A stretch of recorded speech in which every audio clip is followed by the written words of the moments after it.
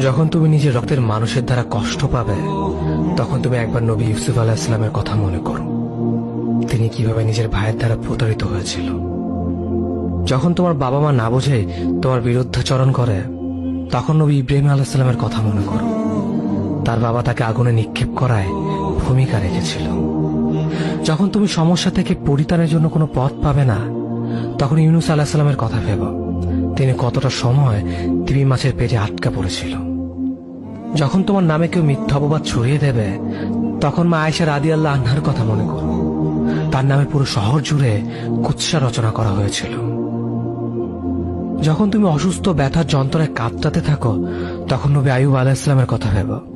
তিনি ভয়ঙ্কর এক ভাইরাসজনিত রোগে আক্রান্ত হয়ে তোমার থেকে বেশি কষ্ট পেয়েছিল। যখন তুমি দিনের কোনো বিধান নীতিতে যুক্তি খুঁজে পাও না, তখন নবী নূহ আলাইহিস সালামের কথা ভেবো। তিনি কোনো প্রশ্ন ছাড়াই মরুভূমিতে নৌকা তৈরি করেছিল।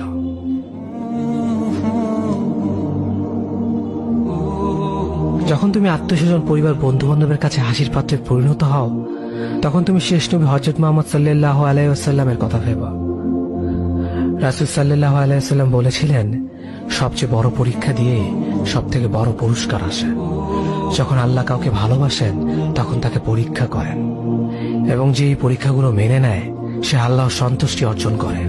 আর যে অভিযোগ করে, সেটা ক্রোধের পাত্র হয়।